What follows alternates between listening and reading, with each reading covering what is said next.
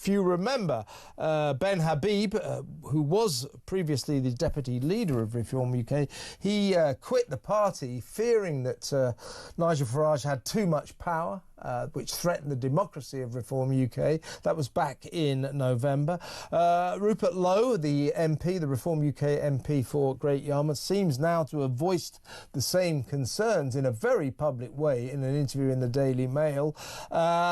Before we go on to Ben, he's waiting in the wings patiently. Let's remind ourselves of what happened when Nigel Farage came onto this very show yesterday and spoke to my colleague from The Sun, Harry Cole. Take a look at this.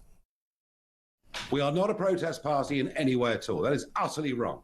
Utterly, completely wrong. We are an entirely positive party. Come to any reform event and the positivity, the energy, and perhaps you should come to one or two. I've been. I came to your one in Birmingham. There were fireworks.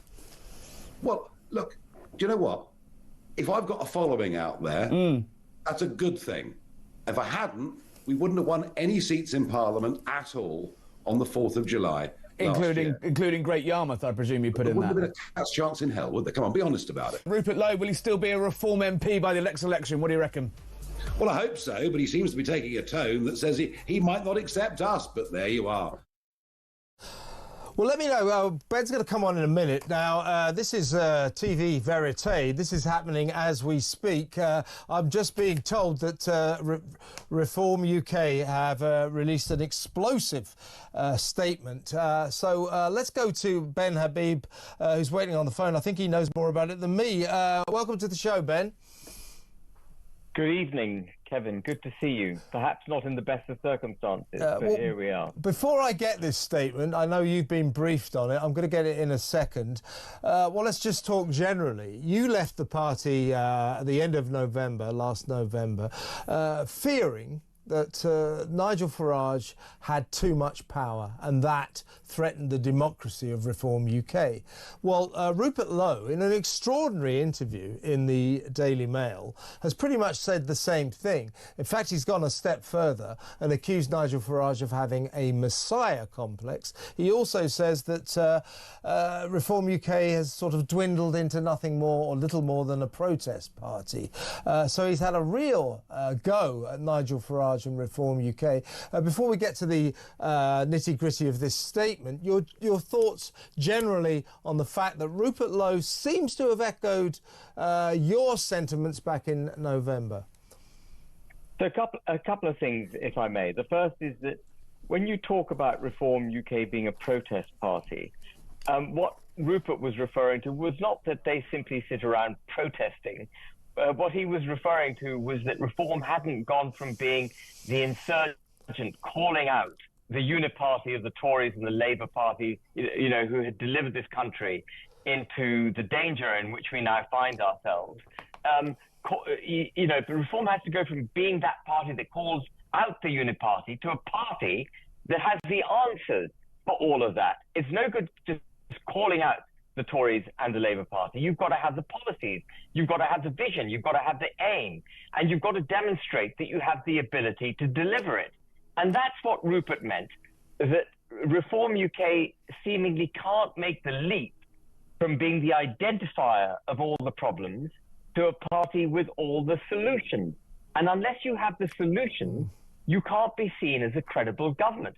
You need the solution, you need the people who can deliver the solution, and actually you need one more thing which has been absent from all the media commentary that I've heard so far. You actually need draft legislation ready to go by 2029. Yeah. So the task for Reform UK, and indeed any right-wing party that wishes to deliver the country away from the precipice to which it's been delivered over the last 30 years of really awful governance, is to get into a majority position in Parliament, have the people who can make the argument clearly, have the policies that will deliver the solution, and then have the legislation that will enable the country to be saved. And all of that requires massive planning now, massive application. There's no point being on the airwaves all the time having razzmatazz conferences where you can do all of that. Yeah. You can have razzmatazz conferences, you can have fireworks, you can beat that drum, you can say everything the people want to hear, but behind the scenes, you've got to be developing a machine that can act in government. Point taken. And Rupert is... Point taken, Ben, but we have to get to this extraordinary statement now. I know you've been briefed on it. So it was a fairly ugly picture emerging as Rupert Lowe accused Nigel Farage of having a messiah complex. It gets worse.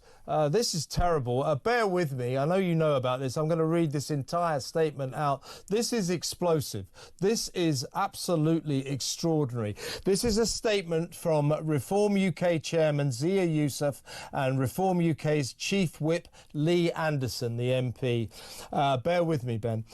It is with regret that we feel obligated to disclose that the party received complaints from 2 female employees about serious bullying in the offices of the Member of Parliament for Great Yarmouth, Rupert Lowe. One worked in his parliamentary office, the other in his constituency office. We understand complaints have been made to the parliamentary authorities. Evidence was provided to us of workplace bullying, the targeting of female staff who raised concerns, the evidence of derogatory and discriminatory remarks made about women, including reference to a perceived disability. We feel we have a duty of care to all our staff, whether employed directly or indirectly. Accordingly, we appointed an independent King's Counsel to conduct an investigation into the veracity of these complaints. To date, Mr. Lowe has yet to cooperate with this investigation. In addition to these allegations of a disturbing pattern of behaviour, Mr. Lowe has on at least 2 occasions made threats of physical violence against our party chairman. Accordingly, this matter is with the police. Reform stands for the highest standards of conduct in public life, and we will apply these standards without fear or favour, including within our own party. Your thoughts? Well, that is, I'm afraid, that is a declaration of war on Rupert Lowe. I don't know the circumstances to which they refer, but I am 99% certain it's all trumped up nonsense. They talk about high qualities of standard in public discourse. Lee Anderson, in response to a perfectly civil tweet from me the other day, absolutely went for me in an ad hominem way on Twitter, which is frankly unforgivable, in my view, for any MP to act that way. People around Nigel Farage I mean, people who are close to Nigel Farage travel with... Yeah. Are you saying here... I mean, by the way, I should stress, we have reached out to Rupert Lowe for his response, which is, of course, the right and proper thing to do. We haven't heard back from him now. Are you saying that this is just low politics, that this is a tactic to put Rupert Lowe in disgrace and to undermine what he said about Nigel Farage? I'm very, very sorry to hear it. The right response from Nigel Farage, from Zia Youssef and Lee Anderson to Rupert Lowe's absolutely correct criticism would have been to talk to Rupert, embrace his criticism, understand it, and try and address it. The reason Rupert went public is because there is no mechanism privately in the party to be heard by the leader, Nigel Farage. Nigel Farage, for all his protestations to the contrary, has not introduce any forms of checks and balances or democratization in the party. He has his lapdogs, who are Zia Youssef and Lee Anderson. They do his bidding, and they've gone after Rupert Lowe because Rupert Lowe had the courage to speak up. This is a great tragedy, by the way, for Reform UK, a great tragedy, therefore, for the country, because the country needed Reform UK to become the party that would save it from the precipice on which we now stand and which we started this interview on. But actually what Reform has just done is what it's done, by the way, with hundreds of grassroots supporters of Reform across the country, people with whom I stood shoulder to shoulder, people who put this party on the map, who took it from 1% in the polls to 16% in the polls when the general election was called. And during that period, let me remind listeners that Nigel Farage was busy making money on GB News. He was not part of Reform UK. He was enriching himself while we built the party. The grassroots that built this party under Richard Tice, including with my leadership and with Rupert Lowe at my side, and the hundreds of people who now have been set aside by the party, often with the kind of complaints of, in my view, almost certainly trumped up in order to get rid of them. I don't know what Zia Yusuf and Lee Anderson think they're doing. I don't know what Nigel thinks he's doing, but ultimately their actions are going to result in Reform UK being destroyed. And that will be a tragedy, obviously, for Reform UK. It'll be a tragedy for all the people who voted for Reform UK. But the critical point is this. It will be a tragedy for the United Kingdom, because we need a party that believes in this country, has the wherewithal to put aside egos, to put aside who it is that Nigel Farage is, messianic or otherwise, and can create a body of people who will speak up unashamedly for what is right to be said for saving the United Kingdom, protecting it, and celebrating that which is British. And I'm afraid, just listening to that, you said that I heard this statement before. I hadn't. The first time I heard it, Kevin, was you reading out right now. And what it says to me is Reform UK is not going to be able to bring this country away from the precipice on which we now stand. Nigel either needs to sack Zia Yusuf and Lee Anderson if they made that decision on their own, or he needs to face up to absolutely poor decision-making in the face of legitimate criticism from Rupert Lowe. So you believe that this is classic dirty politics, that Rupert Lowe has voiced his concerns about the direction of the party, about Nigel Farage's alleged Messiah complex, and, of course, the fact that he believes Reform UK is little more than a protest party. And in response, you believe that this may well be, and that neither of us can know, of course, that this may well be just trumped up in order to undermine Rupert Lowe and destroy his, or in an attempt to destroy his credibility. Kevin, I have watched hundreds of people with whom I have campaigned who put this party on the map while Nigel was nowhere to be seen, set aside by the same kind of accusations. Sort of kangaroo courts that Reform UK has set up to cross-question, not even cross-question. They don't even cross-question. They make accusations. They decide someone's unfit to stand for office. They dismiss them. Hundreds of good people have been set aside by Reform UK. It doesn't make the news because none of these people have a public profile. They're the grassroots. They're the people who put the party on the map. They've been set aside by Zia Yusuf and others, and under the leadership of Nigel. Nigel has a choice. This is actually a watershed. It's suddenly become a watershed for Reform UK. It didn't have to be this way, but Nigel has made it this way. He has a choice. Is he going to stand up for the United Kingdom, for the people of this country and the grassroots and the movement that created Reform UK and put him into office? Is he going to stand up for them?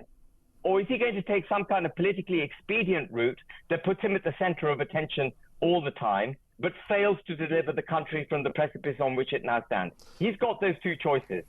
Do you believe, Ben? Yeah. Do you believe, Ben, you alluded to this earlier, do you believe we may be witnessing right now the unravelling of Reform UK, perhaps the end of a dream? I do. I think we are witnessing it. And Kevin, you know, I've been banging this drum for fear of what would happen.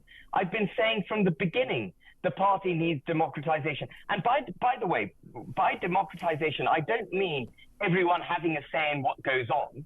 Obviously, you need a leader. You need a strong leader, but you need mechanisms in place by which people in the party, particularly senior members of the party, can be heard and to have a fair hearing and to have a debate. As I understand it, Nigel and Rupert haven't even spoken since the Daily Mail article was published. Nigel should have been straight on the phone to Rupert, saying, what the devil is this all about? We need to have a chat. They haven't even spoken. All of this takes place behind closed doors, and none of this is healthy. So I think that either Reform needs to grow up and stop acting like a prickly adolescent, and if it wishes to be a government, it does need to do what Rupert said, which is create a broad base of people deep-thinking, capable individuals who understand what needs to be done to save the country and can deliver the country from the precipice on which it now stands. And Reform UK seems to me to be what I've just said, a prickly adolescent unable to rise to the challenge. And last question, Ben. Thanks so much for your time. As I say, this happened literally as you were going to come on and talk in more general terms about this. But does Nigel Farage, in your view, have a messiah complex? The clip that you played with Harry Cole, a number of times during that clip, I just heard the word I, repeatedly, I. There wouldn't be any MPs if I hadn't come back. Let me just tell you this, Nigel. When the party went from 1% in the polls to 16% in the polls on the day that the general election was called, you were nowhere to be seen. It was put there by many of the people you have now set aside. It was put there by people like Rupert Lowe, Richard Tice, myself, David Bull, and others. You were not there. And the five MPs we got because of the position in which the party was on the day that the general election was called. And on that day, let me just remind you, Nigel, on the day that the general election was called, you actually said two things. You said the American election was more important than the British election, so you weren't going to be standing. And that undermined our press conference. The beginning of the general election campaign was undermined by your tweet an hour beforehand saying that you weren't going to stand in the forthcoming general election. By the end of the same day, you said you would stand, but for the fact that there were only 6 weeks in which the general election campaign was to be fought, and it was incapable of being won. And now you say that we wouldn't have got the 5 seats if you hadn't come back. I say, tosh, we would have got the 5 seats irrespective of whether or not you came back to Reform UK. People put the party on the map, and it's those people who deserve the gratitude for the 5 MPs that we now have in Parliament. And it forced you, Nigel, to hold the party together, to hold the movement together, not to behave like an adolescent pricker, and actually respond to Rupert Lowe's reasonable criticism, embrace him, take him back into the fold, have a proper discussion man to man, and sort this out. It's up to you, Nigel. That's leadership. Ben, thank you so much for your time.